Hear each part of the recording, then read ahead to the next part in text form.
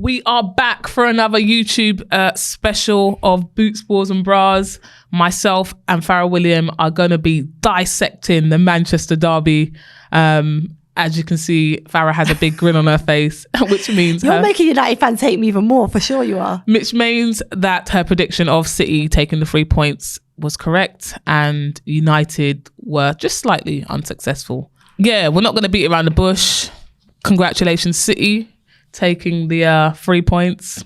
Did I say that? The City's blue. Well, Farah sits on the fence. First she was red, then she was blue, so that's basically purple. And now she's gonna. You did your colour mixes at school, right? Come on, primary colours and all that. But yeah, it was I'd say a dominant performance by City. Not, I wouldn't say overwhelmingly, but like you said, it's all about those key moments. And in those key moments, they definitely showed up and got the result. They did. They looked more experienced on the big occasion. So you think about a record crowd at Old Trafford. Mm-hmm. I know it's obviously United's home ground, but they equally haven't played there as many times as probably some of the City players for England have played there. So I think that was overwhelming for the players. I think this has been coming from Man United. Yeah. You know, I've seen them a few times this season. I think the way in which they play, we'll go into the detail about the goals and, you know, how slow they are at the back in terms of how they move the ball. Against a team that are good at pressing in Manchester City, and you know, you come up against a top team and you move the ball that slowly along the back line, you're gonna make mistakes, which, you know, Man United did. So I just felt like, as much as it was balanced in terms of, like, if you look at the stats and if you didn't watch the game and you looked at the result, you'd think that City battered them. Yeah. If you look at the stats, it was pretty even in terms of, you know, possession, in terms of corners, shots at goal, etc., entries into the final third. But I just think that whole control in terms of, like, in-game control, I think City definitely did that. And we spoke about the midfield in our combined 11. And we were getting hammered that it was all City players. But actually it was a City midfield that dominated, along with obviously Hemp and Chloe Kelly played really narrow. So they actually overloaded that midfield area with Bunny Shaw deep and allowed their fullbacks higher, which I think Man United didn't deal with.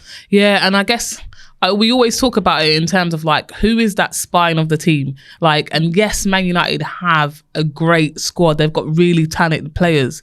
But in terms of, like, who is that spine who's going to, for example, you need someone like Zellem that's just going to sit and hold and let someone like Toon and the rest of the front, like, go on and execute the tactics. But actually, you're at Old Trafford, you want to win the game. Everyone's just doing what they think they need to do at the time. And actually, this is the time when you need that discipline in terms of who's playing what role and what do we need to do. And I just don't think they've got that yet, because everyone is almost still fighting for their place, like, to be that start. Like, who's Man United's starting team? Similar to, like, we spoke about Arsenal, there's so many options. Like, for me, Rachel Williams comes on, like, early, not because actually it would have made a massive difference from a United point of view in terms of turning the fixture around, but it would have given the City defenders something different to think about. Yeah, like, everything was just too easy for them. I think the two City centre halves showed their experiences, Kennedy and Alex Greenwood. I think obviously Turner and Mary Laetitia, who everybody said we should have had in our team, actually probably showed their. And the thing is, Millie Turner, she's experienced, but it probably showed a little bit of inexperience in terms of their performance. But as I say, I think the tactics from City were good. Yeah. For me, though, if it's like you look at it and you just talk about spine of team, and like you look how well Man United did last year, and I'd questioned it at times. I was questioning, you know, why are they playing both Zellem and Hayley Ladd with all the attacking players they have in the team? Yeah. Why are they having two holders? Well, the reason why they're having two holders is because they're so expansive when they attack. They, you know, they think of the wide players going out on the wing. Last year, Nikita used to play quite wide. They used to have Russo down the middle, and then Toon could join with that freedom. Now, if you do that and you attack with that extra midfielder, you then leave Katie Zellem isolated. Yeah. And Man United to play with high fullbacks, so they like their fullbacks to join in. Yeah. Now, Katie Zellem isn't that type of midfielder.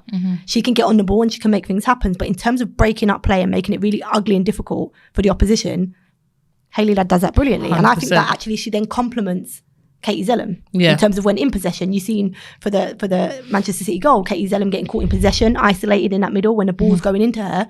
Normally you have Hayley Ladd alongside her that can give them that little bit of balance, but then also when they're attacking, there's that security. Yeah. And I think they lack that massively in the game. And I think even having Galton at the back, like... That was it, due to injury, right? I know, but it just changes everything. And again, it just picks out those weaknesses. Actually, yes, she can slot in and play in that role, but actually it takes so much away from that attacking threat. What's her name was playing right back, wasn't it? What's her name? Who got sent off? Alexandria, she played right back for City. So in terms of that's not her natural position. Exactly. If Galton was up against exploiting that down on the outside constantly, she'd have probably gone a little earlier than she did at 75 minutes. 100%. And this is the that thing. Is a massive and that's attribute taken away from what Man United are good at. Yeah, and that's one of their key things. And I'm sure City would have planned for that in terms of like Galton's one of their key players and how do we stop her in terms of attacking. When they must have seen her at the back, they must have thought absolute fag on like, yep, like we're going to be able to press even higher and be even more dominant in the final third rather than maybe in the middle and potentially turning over possession. So I think tactically, it weren't that great in terms of United. Like I said, I still think there's a lot of building to do in terms of the squad. I think attacking wise, I know the ball speed. Ball speed at the ball speed is so slow. But the back is the problem. Possession, but it's the same back line to last year. They've only lost what's her name? Only.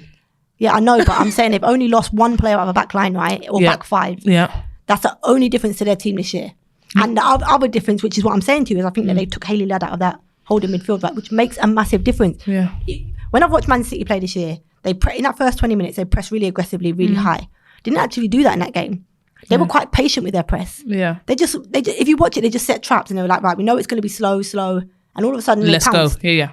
The Zelen one's a prime example of it, and they didn't learn from it. And obviously, May Letizia, the back pass for the third goal. I mean, it's a poor back pass. Yeah. But it's too slow. It's just a mistake.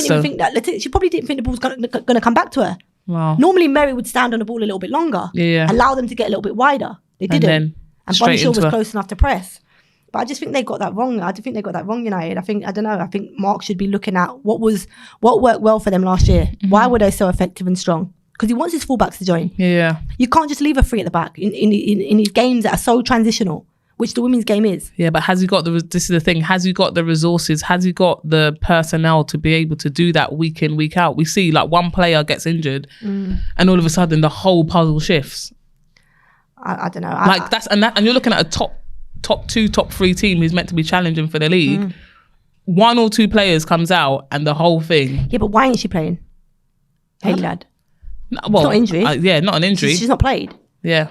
Like that, I think that's been a massive difference for them. They brought in attacking players.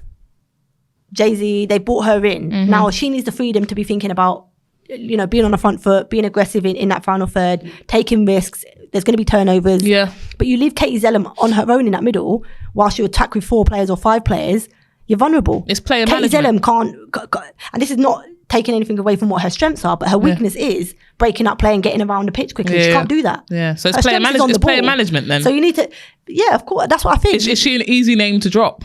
Most probably. This is where we get. Probably for them, like I think she is. But even Garcia, we spoke about her. Like I would have put her in my team. I think she made a difference when she comes on. She carries the ball.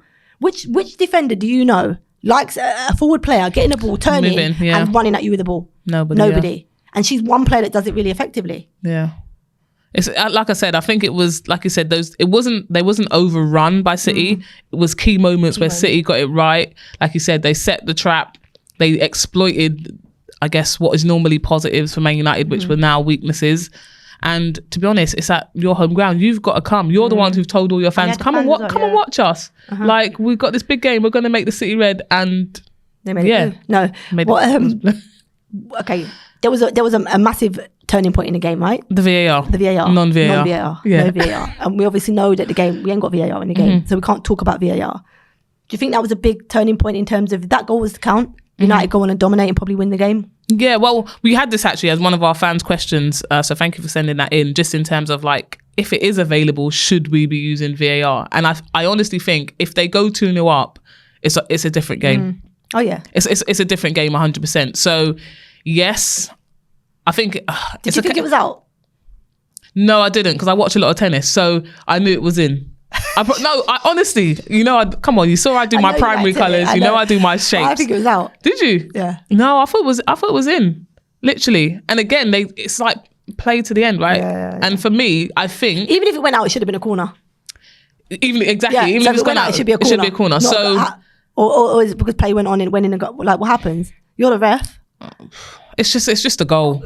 That's the bottom line. Like, for me, it's a goal. I think it's a goal. And again, big game, big decisions, like in terms of like refereeing.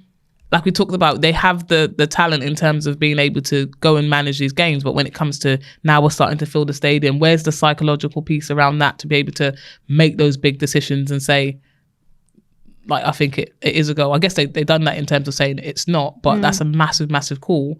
And again, we're saying it could have been or it should have been. Always used to go like that for me, and they always used to give it out. So I'm saying it's out. I think it was out. I think that definitely changes the game. And I think definitely United get something at least out of the game. Actually, I think it might even open things up in terms of City now chasing 2-0. That slow ball speed isn't that much of a problem anymore. Yeah, it is a problem. I think it's a problem. Not in the game, but I understand it. I just think in the opening game against Villa, how they didn't get caught with it, I don't know. Yeah. They've done it a few times. They just stand on the ball, the centre halves. I understand why you should stand on the ball. But there's a time in what are you doing whilst you're doing it. You don't just stand on it for no reason. You don't just pass slowly for no reason in small little triangles, which is what Manchester United do. And it's actually quite boring and non-effective to watch, in my opinion. But did you see Mary Earps when the goal went in? I've seen few people commenting, but I don't care if they put the camera in on me. If I've done something wrong, I'm swearing. Yeah, I'm frustrated. Well, I don't think it's a bad thing. It's a character, right? We saw it with Jill. And I don't think the camera shouldn't zoom in because I think it's a natural thing for cameras to do. When a mistake's been made, they zoom in. Yeah, 100%. They're looking for that little bit of emotional reaction. And that's who she is in terms of her characteristics. And like, surely everyone wants to perform well. So when you make a mistake, you're disappointed. Like, come on, like we're not robots. We're still humans. And for me to see those characteristics, it just shows she's got a bit about herself. What would you have said? It would be. You can't say it on BBB. I can't do it on BBB, but it might translate into someone of a Patwa dialect. I'd be like, did you see that clip with Chris Eubank? Yes, that's my mother's language. Yeah, that's my mother tongue. Yeah, it would be something. It would be something along those lines. But yeah, I think now they analyze, they see where the mistakes and the transitions happened, and obviously they got an international week now, so they're not able to kind of consolidate and work on it. And I think that's most probably frustrating for the manager. They've got one game in the international, innit? The weekend. And then they're away. Yeah. So it's about how. And they've got Bristol City to bounce back from, so probably send them into international on a high. Yeah, but you just want that, because now this is a time when you want to go on a run, right? In terms of you draw the line and now you go on a run of games. And I guess the hope is they get the 3 points before the weekend, no one comes back injured, and then they kind of kick on from there. So I still believe, of course you do, United.